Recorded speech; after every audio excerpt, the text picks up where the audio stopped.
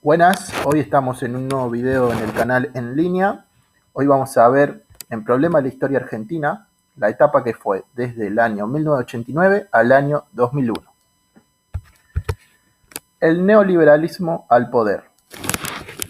Menem estuvo en el mundo durante 2 periodos consecutivos, o sea, desde 1989 a 1999. Pudo hacerlo porque en el 94 logró el acuerdo para reformar la Constitución. Hasta ese momento en la Constitución Nacional no podía haber 2 mandatos seguidos, dos mandatos presidenciales. Bueno, en el 94 se reforma eso y Menem puede tener 2 mandatos juntos. Esta reforma introdujo, entre otras cosas, la reelección presidencial. Esto es muy importante prestarle atención. La ley de emergencia económica y la ley de reforma del Estado. La primera anuló los subsidios que eran sostenidos por el aparato estatal y autorizaba despidos de empleados públicos. La ley de emergencia económica. La segunda, la ley de reforma del Estado, permitió la privatización de las empresas estatales y le dio un poder enorme al Poder Ejecutivo, esto quiere decir al presidente. Además, para evitar fallos contrarios en causas judiciales, Menem obtuvo del Congreso otro respaldo, la ampliación de la Corte Suprema de Justicia. Digamos que en ese momento el presidente tenía mucho poder. La profundización del modelo. Cavallo, ministro de Economía desde el 91, fue quien ideó el plan de convertibilidad. ¿Qué significaba el plan de convertibilidad? El plan de convertibilidad era la paridad cambiaria fija, o sea que un dólar valga un peso. Y esta paridad cambiaria fija, o sea la convertibilidad, se convirtió en ley gracias al ministro Cavallo, que fue el impulsor. Además, el Poder Ejecutivo no pudo cambiar dicha paridad y no pudo emitir moneda por encima de las reservas. También dispuso una reducción de los aranceles aduaneros, o sea, esto beneficiaba a los productos que venían fuera del país. Estas medidas llenaron de satisfacción a los acreedores externos, que gracias a ella el país pudo reestructurar su deuda. O sea, con el plan Brady, la Argentina veía los acreedores externos como el FMI, veían con buenos ojos las medidas políticas, las decisiones que se estaban tomando en el país, para ellos, obviamente nunca para... Era como digamos que favorecía a acreedores externos, entonces dijeron, bueno, vamos a reestructurar la deuda externa y que Argentina reciba más crédito, o sea, reciba más dinero. El ingreso de dólares disimuló los costos del ajuste, pero es importante decir que los capitales que llegaban no lo hacían para la inversión en el sector productivo, o sea, no lo hacían para el sector productivo, esto quiere decir no buscaban que la gente tenga más trabajo, sino que el dinero que llegaba de afuera se dedicaba a la especulación financiera. Este dinero eran fondos que viajaban en el mundo buscando el mayor rendimiento sin el menor interés en políticas de largo plazo. O sea, a este dinero que venía de afuera, los capitales extranjeros, no le importaban políticas de largo plazo, trabajo en el futuro, sino que ellos buscaban mayor rendimiento, o sea, para su dinero, buscaban intereses. Segunda presidencia de Menem, 1995. Bueno, como dije, la reelección presidencial hasta ese momento no se permitía, hasta 1994, pero en 1994 la presidencia de Menem reforma la Constitución, obviamente tuvo que recibir apoyo de otros sectores como el radicalismo y otros sectores políticos y pudo llevar adelante la reforma en el 94 y en el 95 llega a su reelección presidencial. A lo primero, Menem gana con un fuerte respaldo que rápidamente desaparece.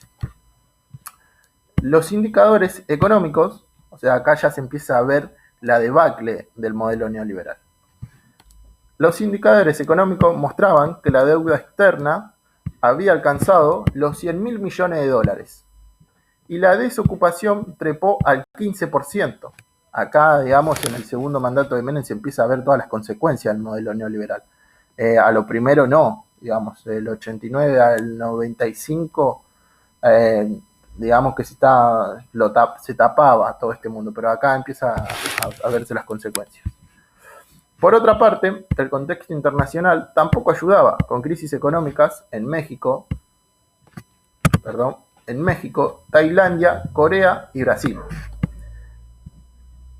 Estas crisis significaba menos capitales externos, o sea, menos dinero que ingresaba de afuera al país, reducción de los ingresos fiscales, o sea, menos ingresos fiscales en el país, a partir del quite, digamos, de los impuestos al dinero que venía de afuera, pero como venía menos dinero, había menos ingresos fiscales para el Estado, y recesión económica.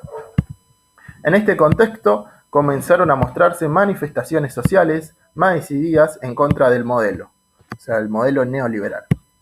Como, por ejemplo, los maestros en el 97, con la carpa blanca, enfrente del Congreso.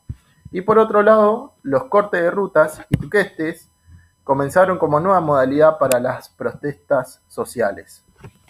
Acá ya se veía que, digamos, el segundo gobierno de Menem tenía muchos problemas, ya empezaban los problemas económicos, y los problemas económicos además traían los problemas sociales, y se iba viendo que ya se iba armando una atmósfera en contra del modelo. La protesta social. En la protesta social hubo transformaciones en la sociedad producto de las políticas neoliberales. Este proceso implicó el desmantelamiento de la estructura salarial caracterizada por los derechos, la protección social y la estabilidad laboral. Argentina, bien que mal, venía con una tradición de una estructura de la clase trabajadora asalariada.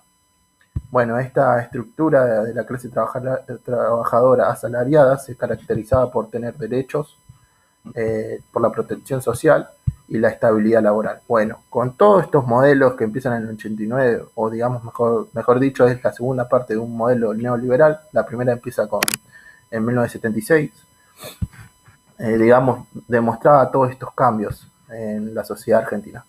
Estos cambios generaron resistencia en distintos sectores, entre los cuales estaba el movimiento de desocupados. El movimiento de desocupados fue un sector de todos los sectores que había en Argentina que estaban en contra del modelo, pero digamos que destacó mucho en esos años.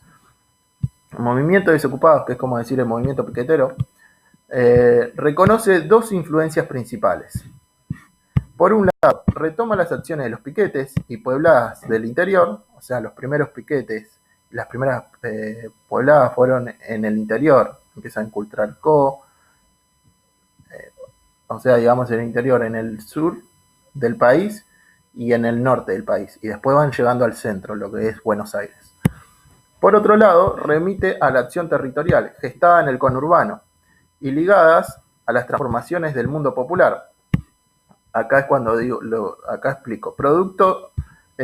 Las transformaciones del mundo popular, producto del proceso de desindustrialización iniciado en los 70.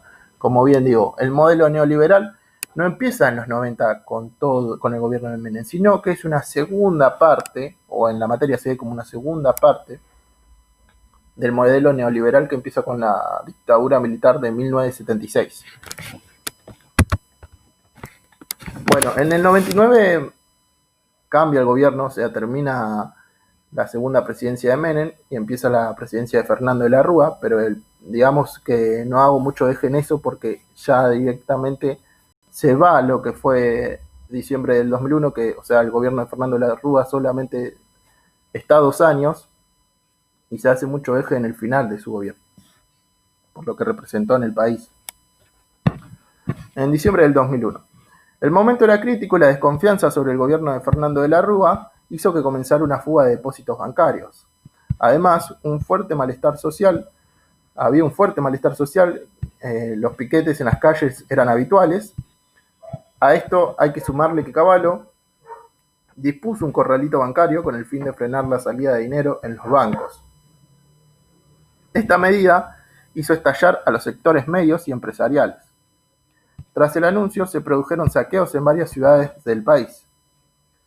El 19 de diciembre, el presidente decretó el estado de sitio. Lejos de calmar las aguas, el estado de sitio, estalló una rebelión popular, pidiendo el fin del gobierno.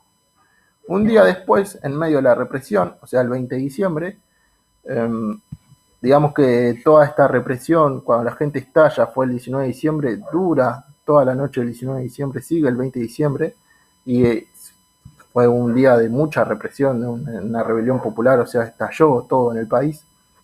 En medio de la represión que causó muertes y heridos, el presidente de la Rúa decide renunciar a su cargo. Bueno, acá terminamos esta etapa, que espero que les sirva, que es de 1981 al 2001. Más adelante sacaré el último video de la última parte de la materia.